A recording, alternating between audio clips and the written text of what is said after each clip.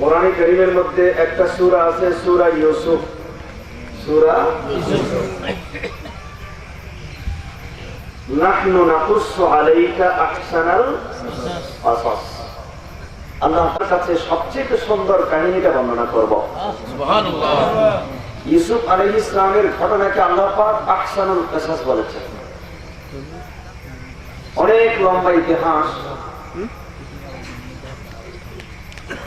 জুলাইখা যখন বিহি ওয়া হাম্মা বিহা লাউলা আন রাআ বুরহানা রাব্বি, একজন আরেকজনের দিকে যখন এগিয়ে যাচ্ছিল, হযরত ইউসুফ আলাইহিস সালাম দেখলেন সামনের দেওয়ালের মধ্যে একটা ছবি ভেসে উঠল। মানুষের ছবি। কিসের ছবি? মানুষের ছবি। ইউসুফ আলাইহিস সালাম সেদিন যদি আল্লাহর এই দলিলটা না দেখতেন, তাফসীরের কিতাবে এসেছে ইউসুফ আলাইহিস সালাম দেওয়ালের মধ্যে একটা দলিল দেখেছিলেন। কি দলিল? তার ব্যাখ্যায় এসেছে সেই দেওয়ালের মধ্যে ইউসুফ আলাইহিস সালামের বাবা হযরত ইয়াকুব আলাইহিস সালামের ছবি ভেসে উঠেছিল। তিনি সেখান থেকে বলেছিলেন, ইউসুফ তুমি এখান থেকে বিরত থাকো। যিনি বলেন সুবহানাল্লাহ। কোথায় ইয়াকুব আলাইহিস সালাম আর কোথায় ইউসুফ আলাইহিস সালাম? জুলাইখার রাজপ্রাসাদের সেই সর্বোচ্চ প্রকোষ্ঠে আল্লাহর নবী ইয়াকুব আলাইহিস সালাম দেখতে পাচ্ছেন ওনার কলিজার টুকরা সন্তান ইউসুফকে বিভ্রান্ত করা হচ্ছে, ইউসুফকে বিপদে ফেলার ষড়যন্ত্র হচ্ছে। তখন তিনি সেখান থেকে তার একটা আকৃতি ধারণ করে যেতে পারেন। হুজুর গাউসে পাক রাদিয়াল্লাহু তাআলা আনহুর ইতিহাস আমরা জানি। দাওয়াত দেওয়া হয়েছিল, গাউসে পাক দাওয়াত নিলেন, আরেকজন দাওয়াত দিলেন, গাউসে পাক দাওয়াত নিলেন, আরেকজন দিল, গাউসে পাক নিলেন, একেবারে 70 জনের ধরে দাওয়াত নিলেন। তো একজন ব্যক্তি কি 70 জন মানুষের বাড়িতে দাওয়াত খেতে পারে? একজন ব্যক্তি দাওয়াত খেতে পারে মাত্র এক ঘরে। কিন্তু গাউসে পাক রাদিয়াল্লাহু তাআলা আনহু সেদিন 70 জন মুরিদানের বাড়িতে দাওয়াত খেয়েছিলেন। গাউসে পাক বলেন, এটা সম্ভব কেমনে? আমি তোমাকে একটু বুঝিয়ে দেই। তুমি উপরে গাছের দিকে তাকাও। যে মাত্র গাছের দিকে তাকালো, দেখলো ওই গাছের প্রতিটি পাতায় পাতায় গাউসে পাক বসে আছে।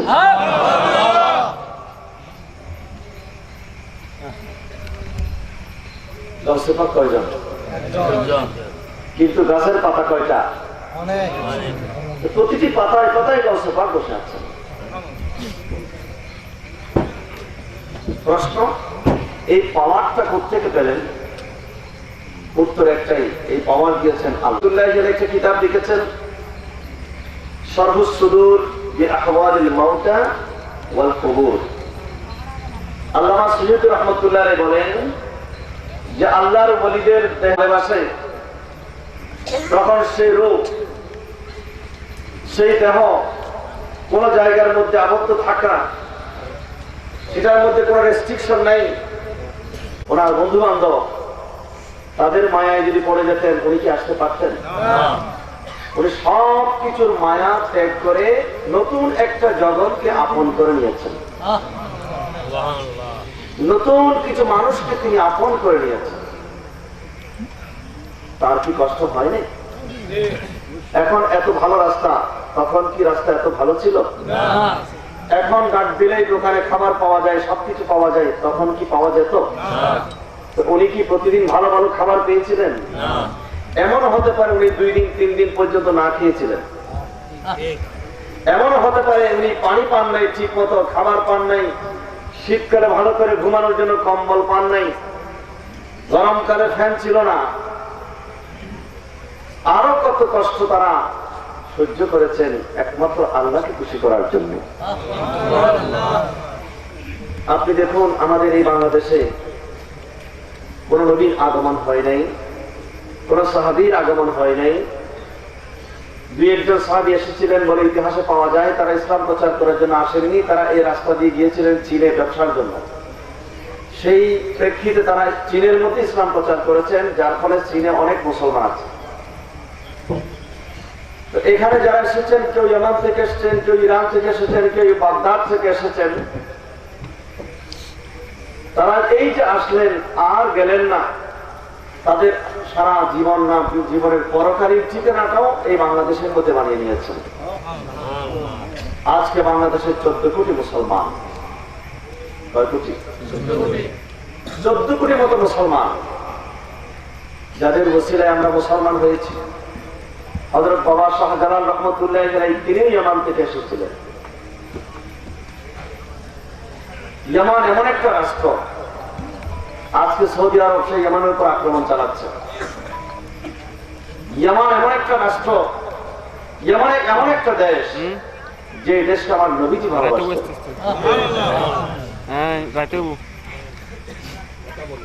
আল্লাহুম্মা বারিক লানা ফি শামিনা, আল্লাহুম্মা বারিক লানা ফি ইয়ামানিনা।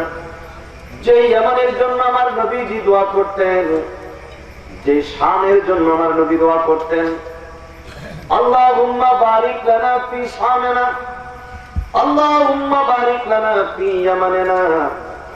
আল্লাহ তুমি শামের মধ্যে বরকত দান করো, ইয়ামানের মধ্যে বরকত দান করো। আমার নবী যখন এই দোয়া করছিলেন, পিছন দিক থেকে এক ভদ্রলোক নবীকে কানে কানে শিখিয়ে দিচ্ছে, ওয়াফি নাজদিনা ইয়া রাসূলুল্লাহ, আল্লাহ রাসূল আমাদের নজদের জন্য একটু দোয়া করুন। বলেন না নাউজুবিল্লাহ, আমাদের নজদের জন্য একটু দোয়া। একবার বললো, হুজুর কোনো রিপ্লাই দিলেন না। আবার হুজুর যখন দোয়া করছেন, আল্লাহুম্মা বারিক লানা ফি শামিনা, আল্লাহুম্মা বারিক লানা ফি ইয়ামানিনা, আল্লাহ শামের মধ্যে বরকত দান করো, ইয়ামানের মধ্যে বরকত দান করো। সেই লোকটি আবারও বলল, ওয়াফি নাজদিনা ইয়া রাসূলুল্লাহ, আমাদের নজদের জন্য একটু দোয়া করুন বরকতে। এমনি করে একবার, দুইবার, তিনবার হুজুর তার দিকে তাকিয়ে বললেন, তুমি কোন জায়গার জন্য দোয়া চাচ্ছ? আমি রাসূল তো দোয়া সেই জায়গার জন্য করতে পারি না, কারণ হুনাকা জালাজিল ওয়াল ফিতান, আমি রাসূল তো নবুয়তের চোখে দেখতে পাচ্ছি, সেখান থেকে ফিতনা বের হবে, সেখান থেকে ভূমিকম্প বের হবে, ইসলামের উপর আক্রমণ সেখান থেকে হবে, ওয়াবিহা ইয়াতলাউ কাররু শাইতান, সেখান থেকে শয়তানের শিং বের হবে। নবীজি ভবিষ্যৎবাণী করেছিলেন। আমার নবী যেটা বলেন এটাকে আন্দাজে বলেন না, রাসূল পাকের কথার মধ্যে কোনো আন্দাজি কথা নাই। আল্লাহ রাব্বুল আলামিন বলেন, ওয়ামা ইয়ানতিকু আনিল হাওয়া ইন হুয়া ইল্লা ওয়াহয়ুন ইউহা। আমার রাসূল প্রবৃত্তির তাড়নায় কোনো কথা বলে না। কষ্ট করলেন, পরিশ্রম করলেন, সুন্দর সব স্ন্যাপ নিয়েছেন, উনি চলে যাবেন। লানাকুনান্না মিনাল খাসিরিন। রব্বুল আলামিন গাউসে কমিটি বাংলাদেশের ব্যবস্থাপনায় আজকের এই গাউসে জামান হুজুর কেবলা সৈয়দ মোহাম্মদ তৈয়ব শাহ রাদিয়াল্লাহু তাআলা আনহুর কোর্সে পাপ উপলক্ষে আয়োজিত আজকের আজিমুস শান মাহফিলকে কবুল করে, টাকা দিয়ে, পয়সা দিয়ে, শ্রম দেখা, বুদ্ধি, পরামর্শ দিয়ে সর্বশেষ এই মুহূর্তে মাহফিলের মধ্যে অবস্থান করে অংশগ্রহণ করে আল্লাহ সকলের এই শিরকত কবুল করে নাও। আল্লাহ আমাদের জীবনের সমস্ত গুনাহ খাতা মাফ করে দাও। আমাদের গাউসে জামান মুর্শিদ বরহাত হুজুর কেবলা সৈয়দ মোহাম্মদ তৈয়ব রাদিয়াল্লাহু তাআলা আনহুর রূহানি ফয়েজ বরকত দান করো। আল্লাহ আমাদের সকলের চরিত্র সুন্দর করে দাও। আহলে সুন্নাত ওয়াল জামাতের পথের উপর মুস্তাকিম সুন্দরভাবে হতে পারে। যতদিন আকাশে চন্দ্র সূর্য থাকবে ততদিন যেন এই মাহফিল বহাল থাকে। আল্লাহ ভবিষ্যৎ প্রজন্মকে এই মাহফিলের দিকে ধাবিত করে দাও। আল্লাহ মাহফিলের উসিলায় অত্র এলাকার মধ্যে যত কবরস্থানে যত মাফুরিন আছে, কবরে শুয়ে আছেন আমাদের অনেকের মুরব্বীরা, মা বাবা, দাদা দাদি, নানা নানি, শ্বশুর শাশুড়ি, আত্মীয় স্বজন যারা আল্লাহ দুনিয়া থেকে বিদায় নিয়ে কবরে শায়িত আছেন, এই মাহফিলের ওসিলায় তাদের জীবনের সমস্ত গান বানিয়ে দাও। আল্লাহ আমাদের সবাইকে আউলিয়া ইকরামের নকশা কদমে চলার তৌফিক দান করে দাও।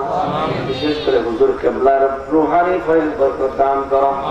আল্লাহ আমাদের বর্তমান মওজুদা হুজুর কেবলা গাউসে জামান মুর্শিদ বরহাত হুজুর কেবলা সৈয়দ মোহাম্মদ তাহির শাহ রাদিয়াল্লাহু আনহুর হায়াতের মধ্যে বরকত দান করো।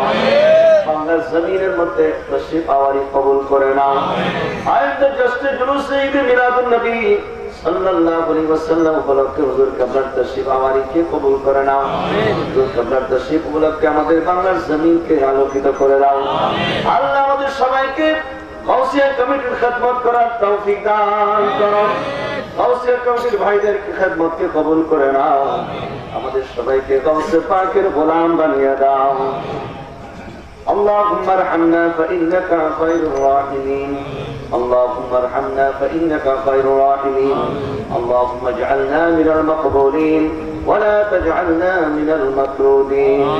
سهل يا إلهي علينا كل صابر بحرمة سيد الأبرار بحق لا إله إلا الله محمد رسول الله. এই কথা বলার অর্থ এই, আমাদের দেশে পিছনে অনেকে হয়তো জায়গা পাচ্ছেন, একটু একটু কষ্ট করুন, আপনারা সামনের দিকে চলে আসুন। এই একটু একটু করে এক কদম করে সামনের দিকে চলে আসুন। ইয়া রাসূলুল্লাহ। আমাদের দেশে অনেকে না বুঝে বলে যে বাংলাদেশে কি পীরের অভাব আছে, পাকিস্তান থেকে আসতে হয়, এরকম বলে কি বলে না? আমি মনে করি অনেকে না বুঝে বলে, আবার অনেকে হিংসায় বলে। হিংসায় বললে তো বিরাট ক্ষতি হবে, আর না বুঝে বললে তাদেরকে আমরা বুঝাতে পারবো। যারা বুঝেও না বুঝার ভান করে তাদেরকে বোঝানোর শক্তি কি আমাদের আছে? তাহলে বাবা শাহজালাল ইয়ামানি কেন আসলেন? উনি কোথেকে এসেছেন? ইয়ামান থেকে এসেছেন। ঢাকার জমিনে হযরতে শাহ আলী বাগদাদী রাহমাতুল্লাহ আলাইহি, শারফুদ্দিন চিশতি রাহমাতুল্লাহ আলাইহি হাইকোর্ট মাজার, তিনি খাজা গরিব নওয়াজের আওলাদ। আর খাজা গরিব নওয়াজ এসেছেন ইরানের সঞ্জার থেকে। সবাই তো দূর থেকে এসেছেন। ইয়ামান থেকে আসলে সেটা দোষ হয় না, বাগদাদ শরীফ থেকে আসলে সেটা দোষ হয় না, সানজার থেকে আসলে দোষ হয় না, শ্রীপুর থেকে আসলে অসুবিধা হয়। আল্লাহর ওলিরা নিজের ইচ্ছে আসে না, তাদেরকে নির্দেশ পাঠানো হয়। হুজুর খাজা গরিব নওয়াজ মদিনাতুল মুনাওয়ারা গেলেন, আমার নবীর দরবারে সালাম করলেন। আমার নবী রওজা পাকের ভিতর থেকে সালামের জবাব দিলেন। সালামের জবাব দিতে পারেন কি পারেন না? আমার নবী হায়াতুন নবী, জিন্দা নবী, এখনো যদি কোনো ডাক দিতে জানেন সেই ডাকের সাড়া দেবেন। সবার কান নাই বলে শুনতে পারে, কিন্তু যাদের কান আছে তারা শোনে। যাচ্ছিলাম ইয়ামান এমন একটি রাষ্ট্র, ইয়ামান এমন একটি দেশ, আমার নবী বলেছিলেন আল ঈমানু ইয়ামান। একদিন মসজিদে নববীর আঙ্গিনার মধ্যে দাঁড়িয়ে এইভাবে উন্মুক্ত আকাশের মধ্যে তাকিয়ে জোরে জোরে নিঃশ্বাস নিচ্ছিলেন। সাহাবায়ে কিরাম জিজ্ঞেস করলেন, ইয়া রাসূলুল্লাহ, আপনি কিসের সুঘ্রাণ নিচ্ছেন? আপনার সামনে কোনো আতর গোলাপ নেই, কোনো ফুল তো দেখতে পাচ্ছি না। মানুষ ফুল থেকে সুঘ্রাণ নেই, আতর থেকে সুঘ্রাণ নেই। আমার নবী রাহমাতুল্লাহ আলাইহি ডাক দিলেন, সাহাবীরা আমাকে বলো, তোমরা এইদিকে আমি যেদিকে মুখ করে দাঁড়িয়ে আছি সেদিকে একটা দেশ আছে, ওই দেশের নাম কি? সবাই বললেন, ইয়া রাসূলুল্লাহ, সেই দেশের নাম ইয়ামান। হুজুর বললেন, ইয়ামানের মধ্যে আমার একজন প্রেমিক আছে, আশিক আছে, আমি সেই আশিকের ইশকের, আমার প্রেমিকের প্রেমের সুঘ্রাণ নিচ্ছি। তিনি কে? তিনি আর কেউ না, তিনি হযরত ওয়াইসুল কারনী রাদিয়াল্লাহু তাআলা। সুবহানাল্লাহ। কোনদিন দেখা হয় নাই, সরাসরি কোনদিন দেখা হয় নাই। কোথায়? ইয়ামানের মধ্যে। হযরত ওয়াইসুল কারনী আমার নবীর মহব্বতে চোখের পানি ছেড়ে, সেই চোখের পানির খবর আমার রাসূলের মদিনাতুল মুনাওয়ারায় আছে। হযরত ওমর ফারুক আযম রাদিয়াল্লাহু তাআলা আনহু, হযরত মাওলা আলী সাহেব রাদিয়াল্লাহু তাআলা আনহু দুইজন গিয়েছিলেন রাসূল পাকের, এটা আপনারা জানেন, জুব্বা মুবারক নিয়ে দেখে হযরত ওয়াইসুল কারনীর একটা দাঁতও নাই, দাঁত সব কি ফেলে দিয়েছে। তোমার দাঁত কোথায়? বলে আমার নবী উহুদের ময়দানে দন্দান মুবারক শহীদ করেছেন, আমার প্যারা রাসূলের দন্দান মুবারক শহীদ হয়েছে। এই সংবাদ আসার সাথে সাথে আমি চিন্তা করলাম আমার ফেলে দিলেন। আবার চিন্তা করলেন আমি যেটা ফেলেছি সেটা যে না হয়ে যদি আরেকটা হয়, আরেকটা ফেলে দিলেন, আরেকটা ফেলে দিলেন, সব দাঁত ফেলে দিলেন। পৃথিবীর কোন মুফতি সাহেব, সাধারণত শরীয়তের মাসালা হলো আপনি ইচ্ছে করে এই আঙ্গুলটা কেটে ফেলতে পারবেন না, এটা হবে আত্মহত্যার শামিল, এটা কবিরা গুনাহ, নিজের অঙ্গহানি করা কোনো কারণ ছাড়া আপনি নিজের আঙ্গুল নিজে কেটে ফেলে দেবেন, এটা কবিরা গুনাহ। পৃথিবীর কোন মুফতি সাহেব আজ পর্যন্ত ফতোয়া দিয়েছে যে একটা দাঁত যে খুলে ফেলে দিল, 32টা দাঁত ওয়াইসুল কারনী রাদিয়াল্লাহু তাআলা খুলে ফেলে দিলেন, পৃথিবীর কোন মুফতি সাহেব আজ পর্যন্ত ফতোয়া দিতে পেরেছে যে ওয়াইসুল কারনী কবিরা গুনাহ করেছেন?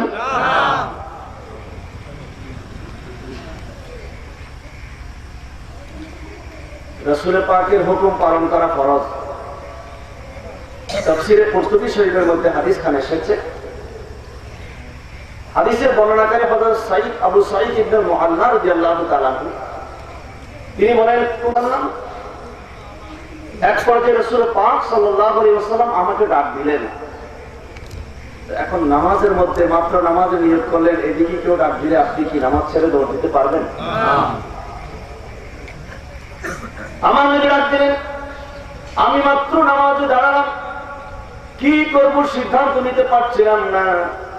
নামাজ পড়তেছি আল্লাহর জন্য, নাওয়াইতু আন উসাল্লিয়া লিল্লাহি, নামাজ কার জন্য? আর এদিকে ডাক দিচ্ছেন রাসূলুল্লাহ, কার কাজ করব? আল্লাহর কাজ করব না রাসূলের কাজ করব? বড় সমস্যা। আমার নবী আবার ডাকলেন, ইয়া আবু সাঈদ ইবনে মুআল্লা, আবার ডাক দিলেন। আবু সাঈদ ইবনে মুআল্লা বড় পেরেশানির মধ্যে পড়ে গেলেন, কি করা যায়, নামাজ ছেড়ে দেব নাকি রাসূলের ডাকে সাড়া দেব? এমনি করে করে নামাজটা তাড়াতাড়ি করে শেষ করলেন। শেষ করে আমার রাসূলের দরবারে হাজির হয়ে গেলেন। হুজুর বললেন, আমি তোমাকে কয়েকবার ডাকলাম, আমার ডাকে সাড়া দাও নাই কেন? ইয়া রাসূলুল্লাহ, আমাকে মাফ করবেন, আমি তো নামাজের মধ্যে ছিলাম, এই জন্য আসতে পারি নাই। আমি কোথায় ছিলাম? নামাজ ছিলাম, এই জন্য আসতে পারি নাই। হুজুর বললেন, তুমি কি কোরআনে কারীমের ওই আয়াতটা পড়ো নাই? ইয়া রাসূলুল্লাহ, কোন আয়াত? ইয়া আইয়ুহাল্লাযীনা আমানু ইসতাজীবু লিল্লাহি ওয়া লির-রাসূল ইযা দাআকুম, যে আল্লাহ এবং রাসূল যদি তোমাদেরকে ডাক দেয় তোমরা যে। তারপরও বললেন, তুমি কি সেই আয়াতটা পড়ো নাই? অর্থাৎ এই হলো ফয়সালা যে সাহাবায়ে কেরাম যদি নামাজের ভিতরে থাকতেন, আল্লাহ রাসূল ডাক দিলে নামাজ ছেড়ে দিয়ে রাসূলের পাকে ডাকে সাড়া দিতে হবে।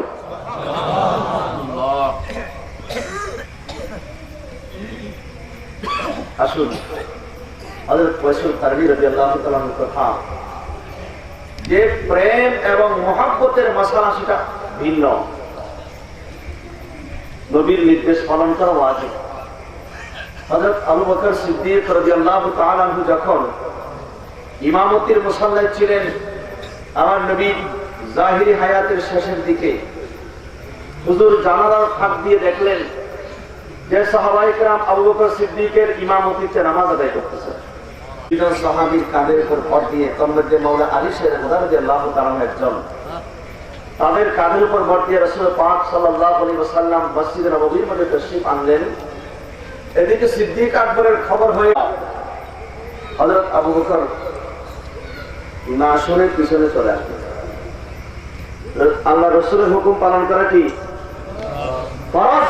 আপনি কি ফতোয়া দিতে পারবেন আবু বকর সিদ্দিক সেদিন গুনার কাজ করেছিলেন? নামাজ শেষ হলো, আমার নবী প্রশ্ন করলেন, তোমার কি হয়েছে? আমি যখন তোমাকে নির্দেশ দিলাম, আইসিয়ত কি, আমার যোগ্যতা কি? আমি তো আবু কুহাফার ছেলে আবু বকর, এর চেয়ে বেশি কিছু না। আমি আবু কুহাফার ছেলে আবু বকর ইমামতির মুসাল্লায় দাঁড়িয়ে থাকবো, আর স্বয়ং রাহমাতুল লিল আলামিন ইমামুল আম্বিয়া ওয়াল মুরসালিন জাহানের বাসা নবী, কামলিওয়ালা নবী আমার পিছনে নামাজ পড়বে, এটা কোনোদিন হতে পারে না।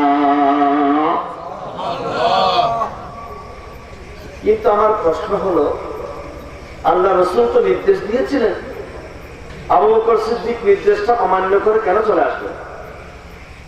এখানে কোন ফয়সালা, কোন মুফতি, কোন ফতোয়াবাজি এখানে চলবে না। কারণ সেখানে নির্দেশ পালন করার চাইতে রাসূল পাকের হুকুমটা আমি পালন করতে পারি নাই, আমার এখানে তাজিমটা আরো বেশি গুরুত্বপূর্ণ মনে হয়েছে। যেমনি করে একদিন রাসূল হযরত আবু বকর সিদ্দিক রাদিয়াল্লাহু তাআলা আনহুকে একটা আংটি দিয়েছিলেন। একটা কি দিয়েছিলেন?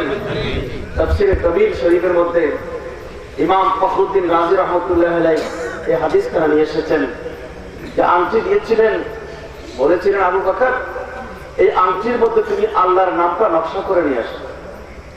তার নাম আল্লাহর নাম। আবু বকর সিদ্দিক রাদিয়াল্লাহু তাআলা কিছু দূর যাওয়ার পর চিন্তা করলেন যে রাসূল তো আমাকে কেবল আল্লাহর নাম লিখতে বলেছেন, কিন্তু আমি তো জানি যেখানে আল্লাহর নাম থাকবে সেখানে তো রাসূলের নামও থাকা দরকার। যারা বলেন না সুবহানাল্লাহ। কারণ ওয়ারাফা'না লাকা যিকরাক এই আয়াতে কারীমা যখন নাযিল হলো তখন রাসূল পাক সাল্লাল্লাহু আলাইহি ওয়াসাল্লাম আল্লাহর কাছে জানতে চাইলেন, আল্লাহ আপনি যে ওয়ারাফা'না লাকা যিকরাক বলেছেন, আমার জিকিরকে বুলন্দ করেছেন, কাইফা রাফা'তা আপনি কিভাবে বুলন্দ করলেন আমার জিকিরটা? রব্বুল আলামিন জবাব দিচ্ছেন, আপনার জিকিরটা এমন ভাবে বুলন্দ করেছি পৃথিবীর যে কোনো প্রান্তে যে কোনো সময় আমার বান্দারা, আমার সৃষ্টি যখনই আমি আল্লাহর জিকির করবে সাথে সাথে আপনি রাসূলের জিকিরও করবেন। আর এখন আল্লাহর পাশাপাশি নবীর নাম লেখা শিরক। পাশাপাশি দেখা যাবে না, কি করা যাবে? কাছাকাছি লেখা। তার মানে নিচে নিচেটা কি দূরে? পাশাপাশি মানা, কাছাকাছি যায়। যতগুলা সুন্দর সুন্দর এখন লাইট লাগানো হয়েছে প্রত্যেকটার মধ্যে লা ইলাহা ইল্লাল্লাহর পাশে মুহাম্মদুর রাসূলুল্লাহ লেখা। এখন ফতোয়া তো তোমার বাবার বিরুদ্ধে, ওরা তো তোমাদের বাবা, কি বলেন? ওরা তাদের বাবা না, পাশে মুহাম্মদুর রাসূলুল্লাহ। আরো দেখলাম সৌদি আরবের পতাকার মধ্যে এখন শিরিক শব্দ, তোমার ফতোয়ায় তোমার বাবারা সবাই চাচা জেঠা খালু খালা আঙ্কেল টাঙ্কেল যা আছে সব তো মুশরিক হয়ে গেছে। তারা তাদেরকে এই বিভ্রান্ত করতে খুব সহজ। এখন ইন্টারনেটের যুগ, এরা এখন ইউটিউবে সার্চ দিলে হচ্ছে। এই জন্য ইন্টারনেটের হুজুরদেরকে একটা অনেক গুরুত্ব দেয়, টেলিভিশনের হুজুরদেরকে বেশি গুরুত্ব দেয়। আসলে টেলিভিশনে যাওয়াটা একটা বড় কৃতিত্বের কিছু। রাজা গরিব নামাজ কি মরে গেছেন? যাওয়া যাবে না, তার কাছে চাওয়া যাবে না। आज की तारीख में मोहम्मद सल्लल्लाहु अलैहि वसल्लम को भी मानना हराम है। যদি বলে আপনি কি মেনে নেবেন? বাংলাদেশের শ্রেষ্ঠ কোন আলেম যদি বলে থাকে जो मर चुका है वो मर चुका है, নবী মরে মাটির সাথে মিশে গেছে, আপনি কি মেনে নেবেন? না। এই কথা যারা বলে তাদেরকে আমরা মেনে নিতে পারবো? না। এজিদ বৈধ খলিফা ছিলেন, ইমাম হুসাইন বাড়াবাড়ি করেছেন, ইমাম হুসাইন বিদ্রোহী ছিলেন, এই জন্য ওনাকে শহীদ হতে হয়েছে। এই জাতীয় কথাবার্তা যদি কেউ কোনো আলেম মুখে দাঁড়িয়ে নিয়ে মাথায় পাগড়ি নিয়ে যদি বলে, যদি আপনার ভিতরে ন্যূনতম ঈমান থাকে, আপনার ভিতরে যদি হুসাইন ইউদুনাল্লাহ ওয়া রাসূলহু লানাহুমুল্লাহু ফিদ দুনিয়া ওয়াল আখিরাহ, তাদের উপর লানত আর আমি আল্লাহ তাদের জন্য অপমানজনক শাস্তি নির্ধারণ করে রেখেছি।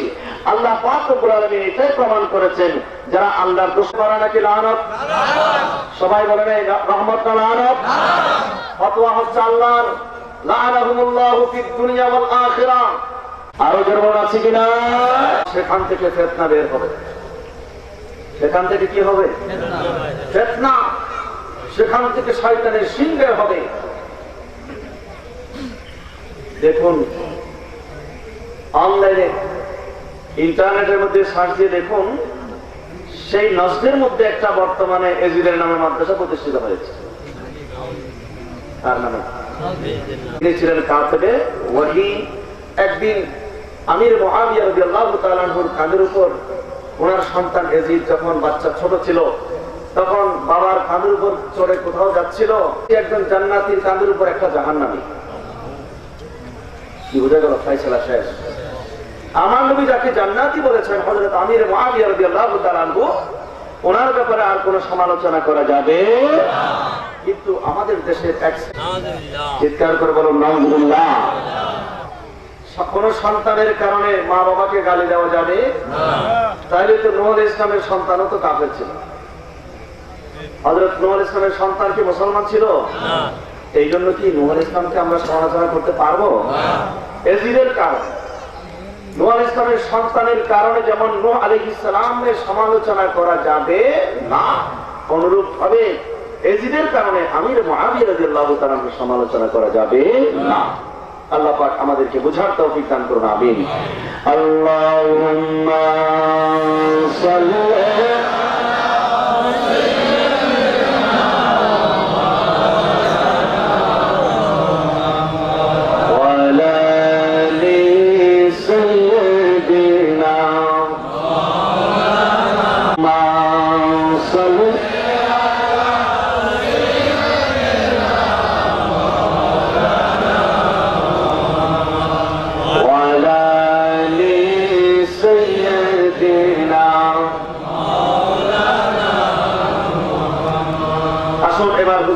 কথা বলি।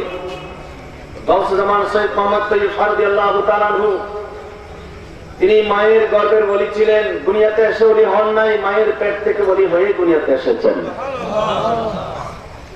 যিনি সুদূর শ্রীকোটের পাহাড়ে বসে ওনার বেলায়েতের চোখে দেখতে পাচ্ছেন চট্টগ্রাম জামিয়া আহমদিয়া সুন্নিয়া আলিয়া মাদ্রাসার লাইব্রেরির মধ্যে কোন আলমিরার মধ্যে কোন কিতাবের মধ্যে ওই পোকা এসেছে।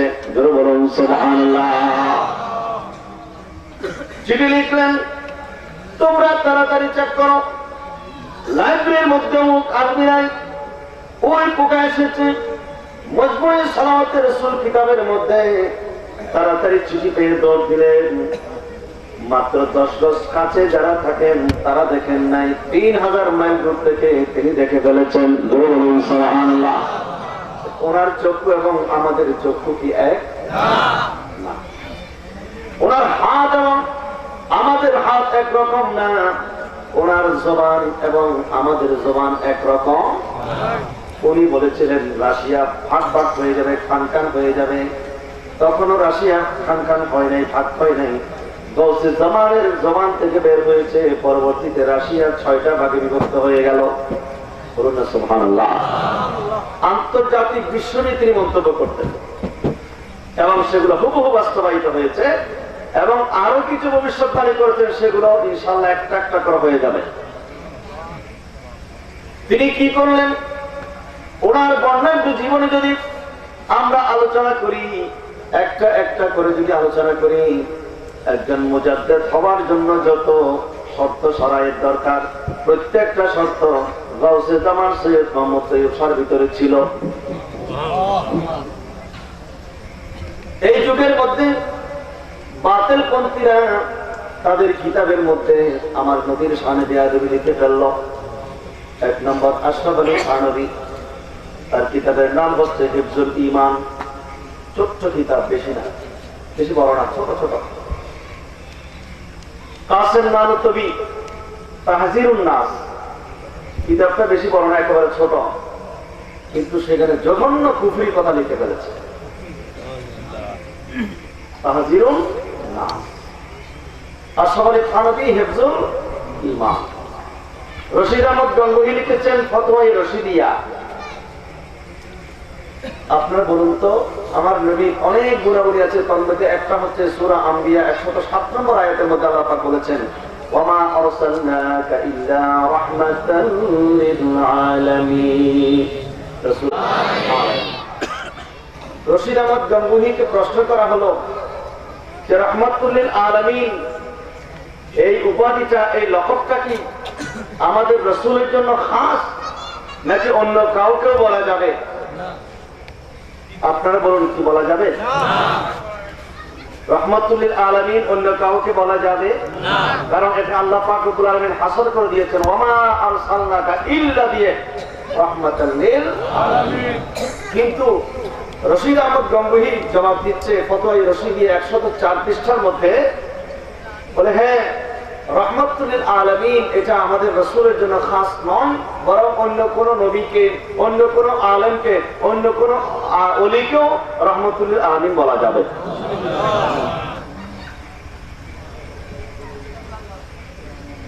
আশরাফ আলী থানভীকে জিজ্ঞেস করা হলো রাসূলের ইলমে গায়েব সম্পর্কে, বলে রাসূলের জন্য যদি ইলমে গায়েব থাকে, মা কানা মুহাম্মাদুন আবা আহাদিন মিন রিজালিকুম ওয়ালাকিন রাসূলুল্লাহি ওয়া খাতামান নাবিয়্যিন ওয়া কানা আল্লাহু বিকুল্লি শাইইন আলীমা। আল্লাহ বলেন আমার নবীকে তোমরা অমুকের বাবা তমুকের বাবা হিসেবে, আমার নবী অমুকের বাবা তমুকের বাবা নয়, ওয়ালাকিন রাসূলুল্লাহ আমার নবীর পরিচয় হলো তিনি আল্লাহর রাসূল, এবং আমার নবীর পরিচয় হলো তিনি সর্বশেষ নবী। আমার নবীর পর কোন নবী আসবে না। নবীজি আরো পরিষ্কার করে দিলেন আনা খাতামুন নবীয়্যিন লা নবিয়্যা বাদি, আমার পরে আর কোন নবী আসবে না।